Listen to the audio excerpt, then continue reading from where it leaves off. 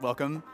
Hope you're all having fun so far. I'm Andrew. I'm CTO at Holepunch, and so I have the pleasure of moderating this Fireside chat, and so I want to introduce the people here. So we're very lucky to have Jaan Tallinn, who was the founding engineer of Kazaa and Skype, two things that we all love very much and have used, and just awesome software. Allegedly, yeah, we would never admit it, but Kazaa might have or might not have been formative for many of us.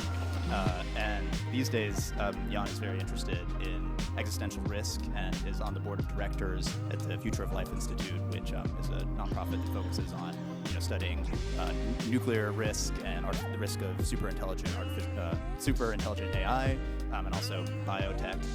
And so he's very involved in that. And I'm sure there'll be some interesting peer-to-peer connections in that as well that we can talk about in the Fireside chat. So welcome, Jaan. It's very nice to have you. Cool. So I think initially, just to start off the chat, maybe we can so Mathias already gave his very long talk talking about his background and how he got into this, but maybe Jaan, if you can just talk a little bit about kind of the early days of Kazaa and Skype and just how that all began and part of the evolution there. Well, that is a long story. Yeah. We're all very interested. So the Second World War. I'm listening. Yeah. Estonia got occupied, so on and so forth. Actually, one of my early presentations, I kind of did start from the Second World War, how I came to develop those things.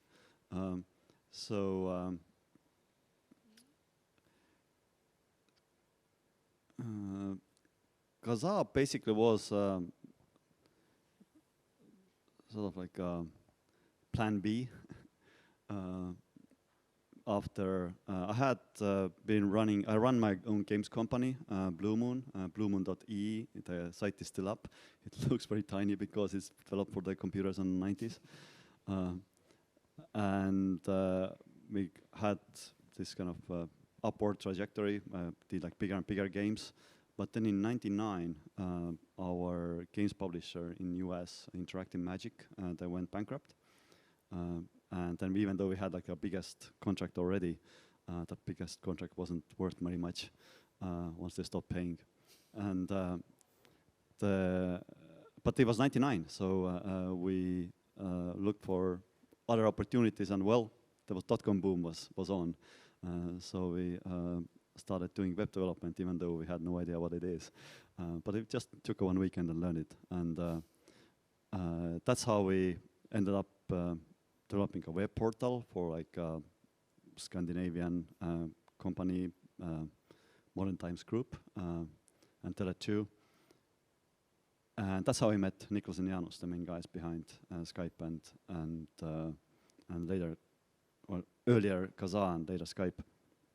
And when they kind of got restless in this kind of during this .com boom and missing out on everything, they thought, okay, like you Estonian guys, we've been doing like great together here. Like let's do a startup, and they said they had this like very official idea called consumer empowerment, and that was basically what Yelp later did. So the plan was basically to do something like that. But then it was March 2000, and like all the VC funding kind of dried up, and then they looked around like, okay, what can we do with our own money? And Napster was really big, and so was Nutella. And we saw like, okay, Napster has this centralized problem. It's too centralized to be resilient, and Nutella has this decentralization problem. It's too decentralized to scale. Perhaps we can do something that is kind of like best of the both worlds. So we had like this the idea of this two-layer network, where you have like super nodes that coordinate nodes under them. So yeah, that's how we did Kazaa, and it turned out it was like biggest project we had done so far. Very cool. Thanks. Now maybe Mathias, I know you already gave your big talk, but just a quick spiel. Long-time Kazaa user. I'm curious in this history because so the dates escape me, but this is around what's the time-ish when Kazaa went into market? Yeah, it escaped me too. But I think we kind of went really big in 2001. I think we started development in kind of mid 2000, and we went to market like I think end of 2000 or early 2001 or something like that. So like 20 years ago. I'm very curious because I feel just with peer-to-peer today we live in a very, very different world. If I went to somebody and suggested making something like Kazaa today, they would probably say, "That's like it's gonna be trouble." It's like very disruptive for many reasons. I'm curious, both from like a technological point of view, because I'm like a nerd and I'm interested in that, just like how to make it actually work. But also just from like a product development point of view, like what's the kind of thinking back then that went into making something that would end up making so much disruption to some degree in a lot of businesses? Yeah, I don't think we were very strategic about it. It was like just looking at, okay, like this is like new novel ability that the world has because of like broadband. I have like one of the, actually the same presentation where I started with Second World War, it was called Surfing the Moore's Law. So it's basically like all my kind of big pivots, so to speak, in the world, in the life have been because of Moore's Law. Moore's Law has kind of made something kind of redundant or enabled a new thing, and Kazaa was basically enabled by broadband. So like there was like, before that Napster, broadband suddenly became kind of fast enough so you could actually download music before you couldn't. So we were just like, okay, now we can do this thing. Let's do something that the world has now enabled and see what happens. Were you guys worried at all about like the legal consequences of that back then, or like was that just going into like making a cool project? So not in the beginning much, no. But it became like very clear very soon that okay, like we were up against something like really well-equipped legal machinery. So we ended up being sued in like 3 continents. On 3 continents. Only 3? Oh. Yeah, and 2 of them we lost. In Europe, actually, we did pretty well. But in US we lost, and in Australia we lost. For a like loose value of we, because already by then it was kind of like loose collection of companies and various stakeholders. Yeah, I can imagine that must have been a stressful time.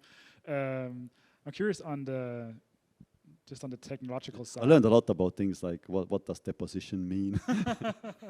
How do you say things without saying anything? I want to get back to that personally, just like also on the legal landscape today, and like what you think about also with AI and stuff. I think that's very interesting in this because I feel like we're in a similar kind of like we don't really know what the future is gonna be like for that. But just again, like as a big nerd, like on the technological side back then, were you guys thinking? Because I wasn't doing anything with computers back then other than using Kazaa. Like the problems of just connecting devices together and like home networks and stuff, was that something that was like you guys were like scratching your heads around, or was that like a different world?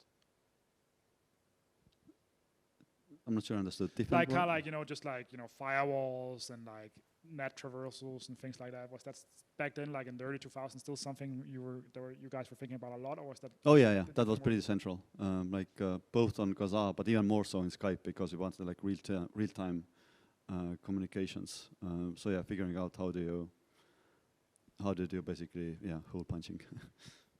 That's cool. And like on in like these apps, were you guys thinking a lot about like distributed data structures, or was it more like let's make some connections and have people like send data? How does that work? So that was different between like first version of Kazaa and with what became Skype. Actually, it was like we developed like a next generation for Kazaa, but then the company was already kind of like suffocated by. Basically, it went from being a technical project to a legal project. So like there was like so much you can do legally using awesome peer-to-peer stack. So like we looked like what else can we do with this stack.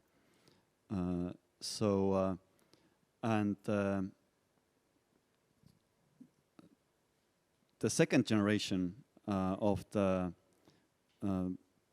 Kazaa, or we called it global index stack was there was like a kind of like one kind of interesting kind of technical insight kind of that actually enabled it. I had like this idea for the thing, but I was like, I can't make it work. And then my co-founder, Ahti Heinla, he went to actually India and was like, or Nepal, I think. Or India. Anyway, like, it was just like climbing the mountains there, and then said like, came back, he's like, I had this wonderful idea. So yeah, literally kind of like from Himalayas, we got the inspiration for how to do the second generation. And the insight basically was that you can, instead of like if you have like distributed database, instead of having this database to maintain its content, you have just like the clients to constantly re-advertise, and then you just rely on statistics that the pieces of data they need there, they will just kind of like stay there for like long enough until the next re-advertising happens. Because like if you want to like have the then the kind of network topology is like way simpler, because you just have client-server thing rather than like server-server stuff. Super cool. And we gotta book a trip to Nepal, I think. Or Joshua Tree, I hear that's also popular. Yeah. It's so fun to me, like how it's like just universal for programmers to have that. Like for me, it's like waiting at the bus. You know, like that was that moment. Yeah, I have like this technology sort of technique that I have is that I kind of like write down the questions that I haven't solved yet, and kind of answers that I have at this point. And then I just take this, like I used to have like a piece of paper, now I use like an e-tablet and e-ink tablet, and just like go from sit in different places. Yeah. Yeah, so funny. Like maybe AI will also help us with that in the future. For sure it will. Just also like personal curiosity, because I remember Kazaa had like a search index built in where you could search for content and stuff, unlike a lot of other apps. Yeah. And were you guys doing that then? That part centralized, or was that also distributed? Yeah, so that was like the main difference between Kazaa first version and second version. First version basically was like fairly local, so you had kind of super nodes that held the index. Or also in both kind of generations, the super nodes had the index, but the index wasn't kind of distributed. The super nodes were just like indexing the content from their clients. And then just like there was like a search radius. If you went to search, the search goes to your super node, and then that super node consults like there were like a couple of hops that it does. But then the network grew like so big that like actually the search radius became like so. That's why it was global index. We called the next thing, because that was truly global.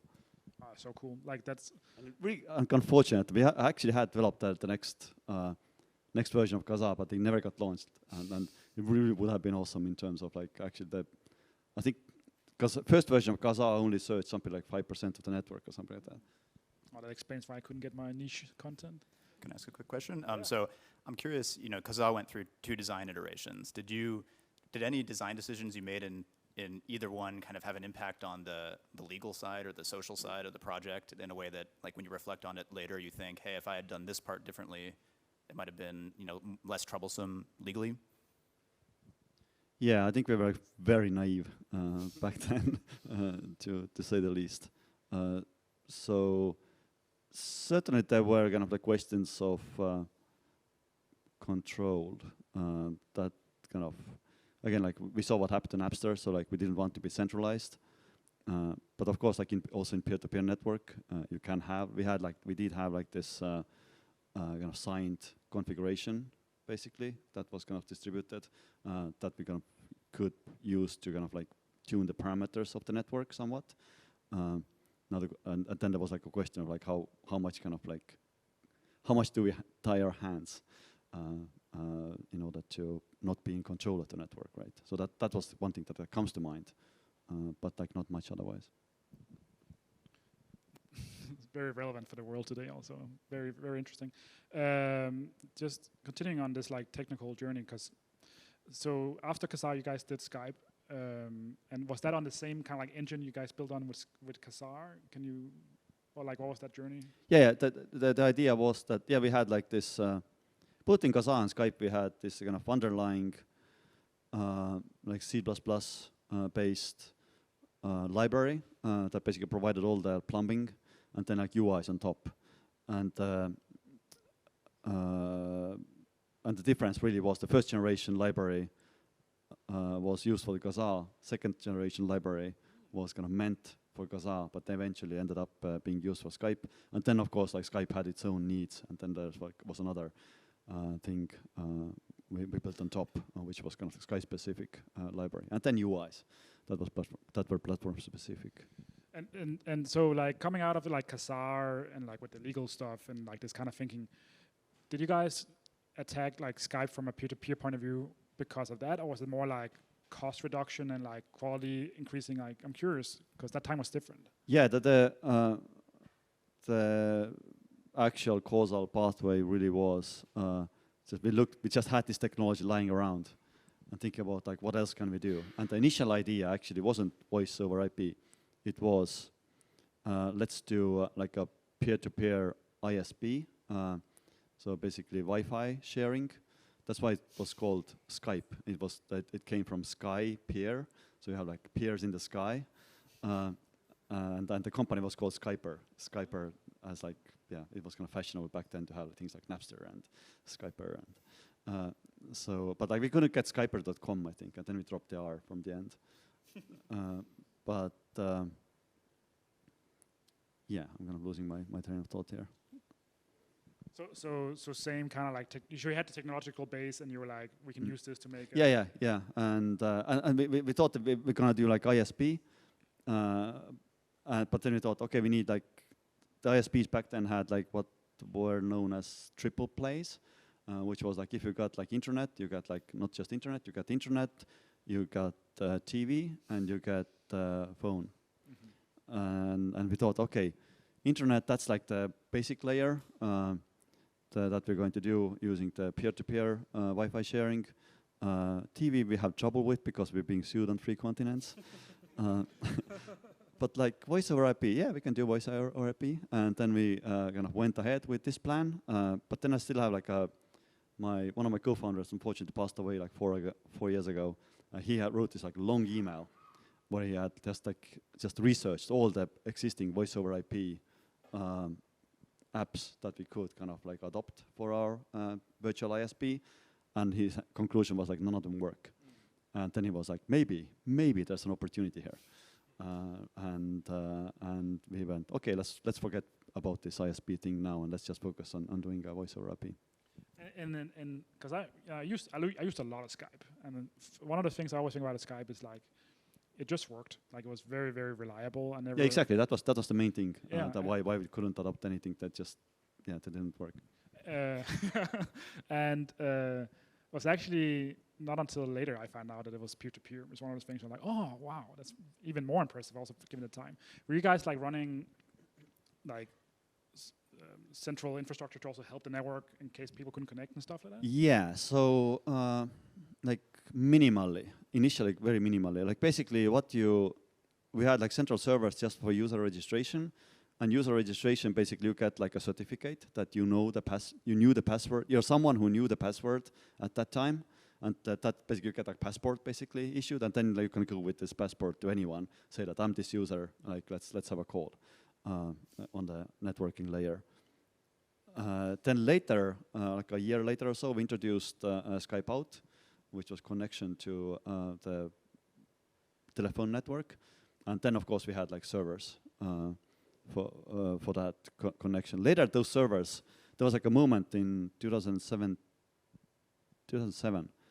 August 2007, where Skype, the entire network, was down for 2 days, which was like, yeah, that was a pretty amazing story because we were very kind of proud of being peer-to-peer, and like that's like super resilient, and like we're kind of always making fun of like Yahoo and MSN, like who were like down every once in a while, and then like one morning we wake up, it's like, well, Skype doesn't connect. What's wrong? And Ahti, the guy with insight from Himalayas, he compiled a special version of Skype to connect to the network, to just like pop up the head and see like what's happening on a network, and it wasn't like his kind of like software that crashed. It wasn't his computer that crashed. It was his ISP that crashed. So basically, there was like a positive feedback loop where like traffic ended up generating more traffic. And the reason behind that, actually also was very fun, was that we had like, again, as I mentioned, there's kind of certain like statistical properties that needed to hold in order for the network to work. And like one of them is that the control traffic is very low always, because the computers go down in a fairly like random fashion. So like there's like a computer goes down, there's like network traffic to kind of establish like new supernodes and stuff like that. And that kind of worked for a couple of years, or like 4 years, I guess. And then basically we had forgotten about one thing. There is this thing called Windows Update that takes entire like time zone of computers down on Tuesday night. And that basically at that like we had grown big enough for that traffic to be like sufficient to start taking down nodes, which means that then there was like even more kind of traffic to like let know that nodes are being taken down. So yeah, I'm also, this was a tangent on a tangent, so I kind of forget. It's great because it's like we have a lot of PTSD around these same kind of problems. I think that's one of those challenges when you make peer-to-peer apps where you're like, something is happening, we don't really know why. Yeah. And people are like, fix it, and we're like, we're trying. So I mean, that's actually kind of like jumping ahead. That's like one of the reasons why I'm actually concerned about AI in peer-to-peer context. Because what if things go wrong? What do you do? Can I mean, I think this is actually just a topic to expand on, because I talked with many people here about debugging peer-to-peer systems, and it's just really difficult, especially when you're doing statistical things like that. You know, how do you actually get real-world data if you don't collect any data, and it's all peer-to-peer, and it's all on different networks that you have to hole punch through? So maybe, you know, both of you, maybe Jaan we did have like pretty nifty statistical collection thing where kind of like all the supernode, there was like some hierarchical statistical collection. Like for example, before Skype Kazaa, and then Skype had this like thing like number of users online, right? And like I remember being in some kind of investment banking, was it Merrill Lynch? I forget. The offices in 2005, and trying to explain to lawyers that how do you do this? Like, how do you know how many users you have if you're so peer-to-peer? And that was difficult to explain. explain. But yeah, we had like kind of this statistics collection system that was, among other things, was able to tell like how many users are currently online. But it was more general. You can collect like other things like call minutes, stuff like that. I'm curious just to expand on that, because so we make a lot of peer-to-peer stuff, and we're very focused around the same things you talk about, and also privacy in this world. I'm wondering, like in that day and age, because it was a very different age, like was privacy a very, very big concern in Skype, like not collecting things about people, or was it more like we just want to make the scaling work of these networks? Yeah, so it wasn't really a big concern. I do remember kind of taking the side of like we shouldn't do like automatic updates. I mean now like a lot of apps just like update themselves, but I was like I think like users should be in charge of that, so like they would have control of like what's running on their computers. I don't know how big difference that made, but like other than that, I don't really remember kind of like. I mean, we didn't really have a lot of like the actual profiles. They were peer-to-peer. So like if you connect to the server, you just get the passport that allows you to sign things. Get the signal, like basically a certificate that allows you to basically verifies for your private key, so you can kind of like sign your profile, and that signed profile you can just put on a network, and of course that was publicly available information that you put on a network. So yeah, I don't remember like there haven't been actually many kind of privacy dilemmas there. Yeah, and like this is very, very cathartic for me as a peer-to-peer developer today to hear that a lot of the problems are the same back then, and like there's a lot of the struggles, like Andrew was saying with debugging. I think that's very, very interesting, because one of the things we found making just peer-to-peer apps is that debugging just really means talking to users and like trying to understand, like, so what do you actually see? You see like, and like, what network are you on? And probably like, well, I was on this plane flying there, and be like, oh, maybe we should book a plane ticket to the same place and like try. It's just a whole. It reminds me of just being back in college and like that first experience with computers, where like somehow we really don't know anything. Like and it's. I remember like spending like hours and days on like lots of once we start getting like reports from like the Windows crash database or something like that. So like so many mysterious bugs. I was like just spending so much. This can't be happening. At one point I was like, oh, I should just had like a mem check in the add like mem check to the before the program starts, and then just like report that okay, this computer has a faulty memory. So I was like, okay. So like yeah, like all these like highs and mysterious bugs, but it's just almost all, like not all of them, but like large fraction was just like computers just didn't work. Right. Yeah, I remember we had, just sorry to expand on that, because I remember we also had a colleague who was like, at some point came up to me, he's like, Mathias, you know, like if you ever need a guy that just goes around to the hotels just to check like the hotel networks if they work, I can do that job. I can just fly around, like check out, I'm totally fine to do that. And I was like, yeah, cool. But we also, you know, speaking of mem checks, I remember also just with our users, because we don't know anything, we also have been hunting box and box and box just because people were offline. You know, like they'll be like, it didn't work, and they're like, well, was your internet on? They're like, no. It's like, oh, okay. Because you don't know anything, and it's like, it's actually a really, really big problem, I think. No, I was just going to say, I mean, these are really big problems. They were big problems for Jaan. They're still big problems. Like, moving forward a bit, you know, from those days, you know, thinking about technology that's happened between then and now, do you see these problems as having become simpler or harder? And maybe, you know, talk a little bit about like the current state of things. You know, how does peer-to-peer look now? And, you know, maybe for Jaan, like looking back on how it was then, are there any design decisions you would make differently based on how things are now or no? I mean, having like spent, like 15 years now, trying to make AI go well, like it's like almost like schizophrenic for me to kind of like put this thing aside and think about like and pretend that we live in a normal situation. We don't.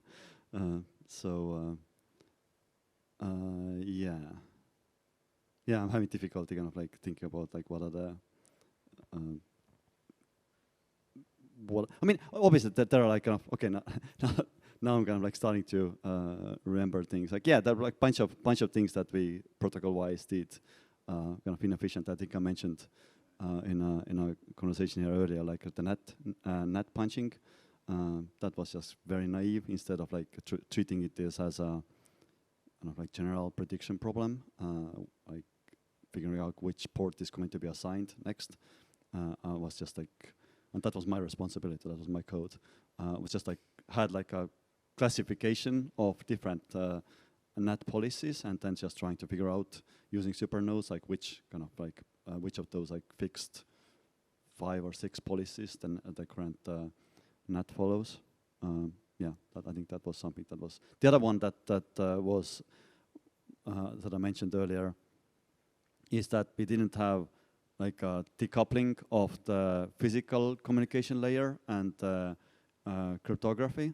So like whenever like a connection went down between peers, you had to like do the key exchange again with a new peer rather than, like new route. If you had like 2 routes to the same host, you should obviously just reuse their keys. Another thing that was like too naive. But once you kind of like have the protocols like in the wild, it's hard to fix that. Especially if your app doesn't auto-update. We said that out of the meeting, like, oh, that's really tough. There's always somebody out there somewhere running some old version. We definitely see that a lot with our stuff, like running distributed hash tables and stuff. And like, we realize now, like, when we deployed the first version, that was the final version to some degree, because there's always some minority somewhere running it. And yeah, it's just very, very tricky problems, I think.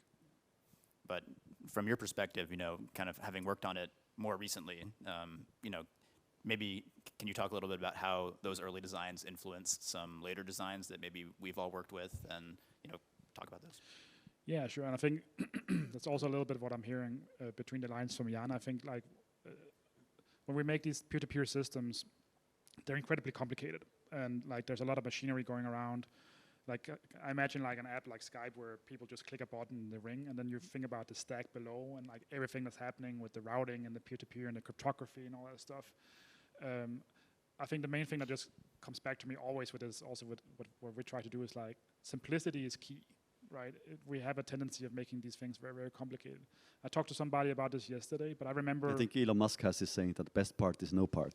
Yeah, sure. And it's like, it's very easy to say, right? And we fall into the trap all the time of like not understanding what that means until after the fact. For me, like even stuff like DST designs, not to get too nerdy, but like I talked to somebody yesterday about Kademlia, like the design of the Kademlia DHT, how that's like a paper with 3 pages, and you can kind of read it and understand, and all that stuff is still valid today. And I've been reading a lot of other papers about much more advanced concepts, but the ideas are still easy enough to understand, and some of the old stuff that still is very relevant today. And sometimes it's easy to get lost in something that's very, very complex, when at the end of the day, some of the stuff, you know, it's relatively simple. We just want to connect people and send a lot of data, although that's not very simple at all when you do the things. I think that's like key for everything, that understanding that scope is like timeless, obviously. Nice.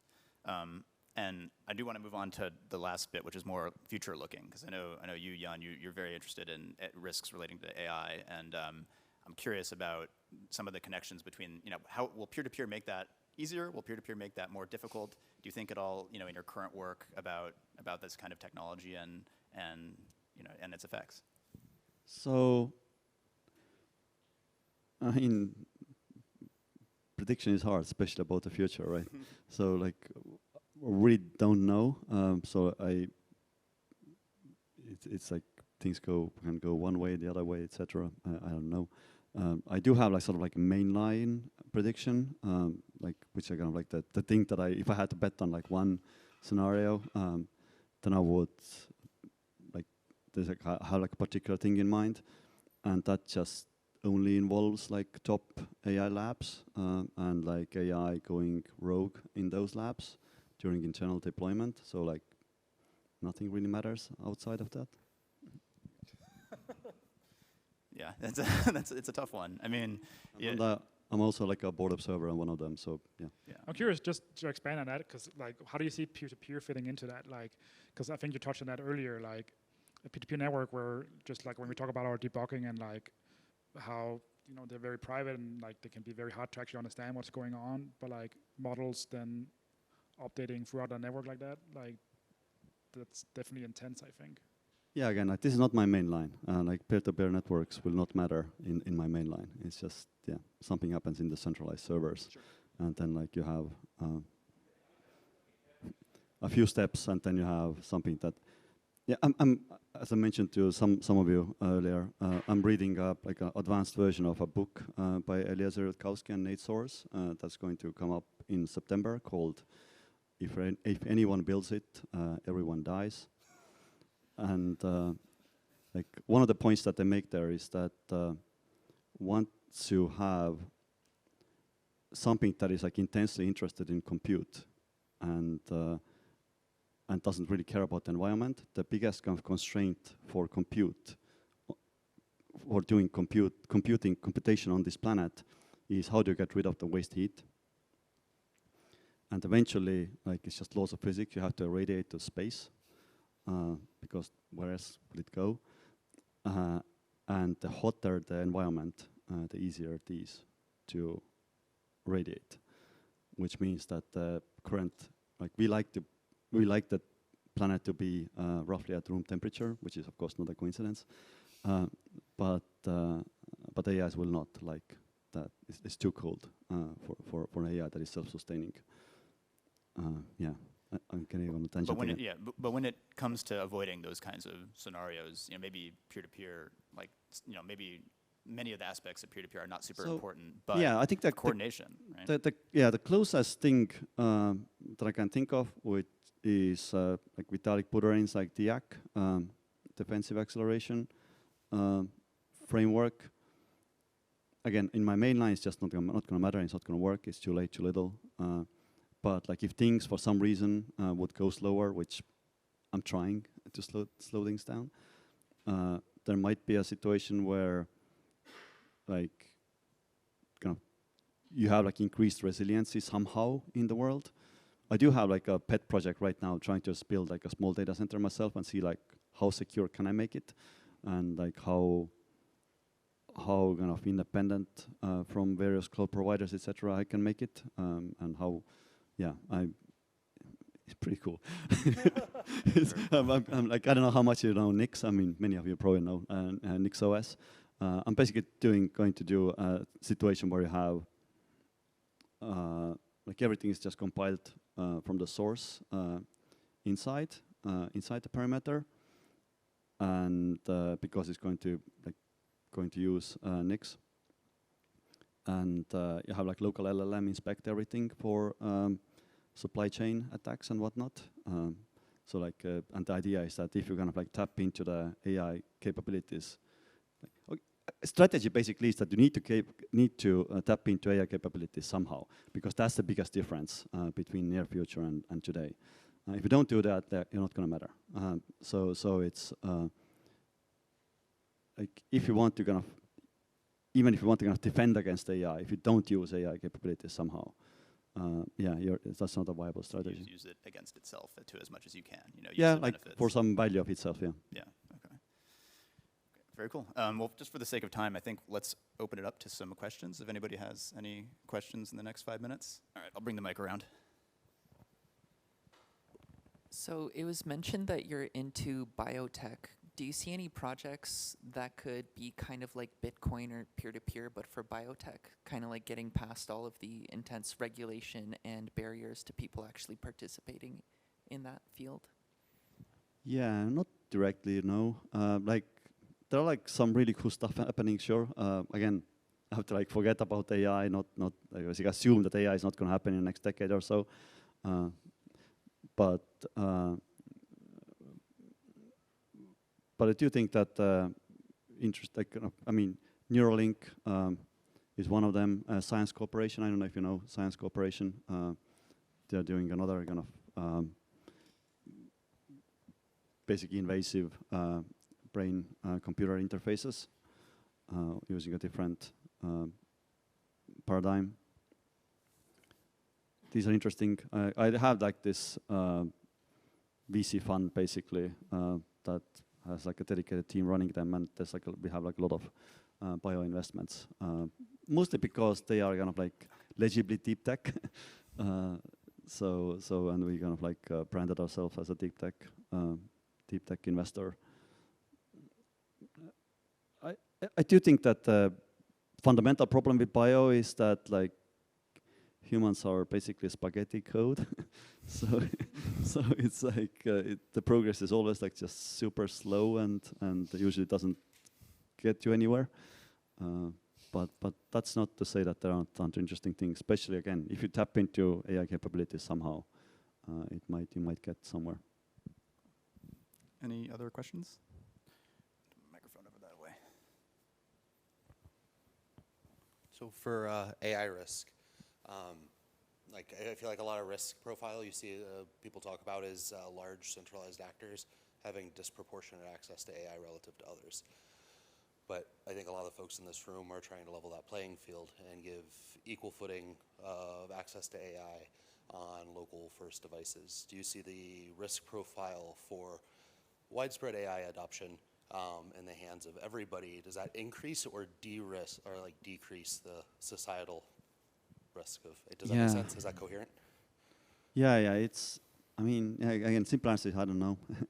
But like the things that you need to pay attention to is like, a friend of mine, Daniel Kokotalia, who wrote this great lead author of the AI 2027 research, AI-2027.com. Like he said that like in some ways AI is like unfortunate term because intelligence gets like people get like too hung up on the term and have like different ideas. Like better term would have been artificial capabilities. So whenever you're going to think about what kind of strategies you should be following, or like is kind of peer-to-peer good or bad, implicitly you're making a bet of what kind of capabilities do you expect from AI. So clearly there are like areas that are defense dominant, where kind of more capabilities is good, but clearly there are areas that are offense dominant. So in general, the sort of proliferation is good in defense dominant domains, in defense dominant capabilities, and bad in offense dominant ones, because just need like one bad actor. If there's ability to do nukes from like bags of sand using AI, it's not a great thing to proliferate. There is a reason why we don't proliferate nukes right now. I don't think it's good rather than bad. So yeah, I think it's really the question about what kind of capabilities do you expect, and how do you use them for good and try to counteract the bad. And I think we probably have time for one more question, if anybody has any. The raisin in the sausage. The raisin in the sausage. Anything else? We have a mic, yeah. No, okay, Alexa. On this topic, have you been thinking about also assuming that the prediction is right about AI taking over everything, how humans could still survive that and maybe not coexist, but essentially stay alive as a civilization, maybe underground, or I don't know. Yeah, so there are kind of two big strategies. One is that we figure out how to make AI care about the future in a way that we would care if we were smarter.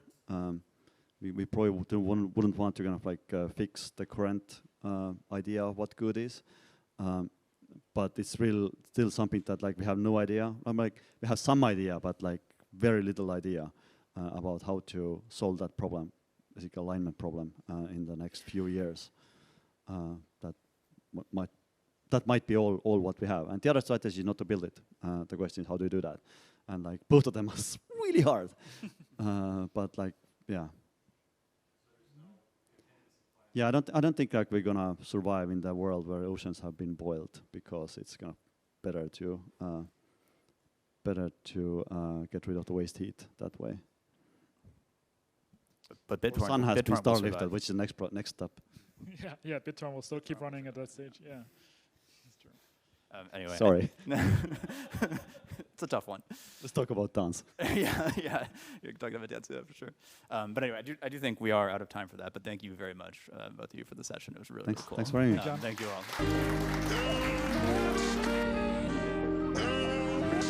all.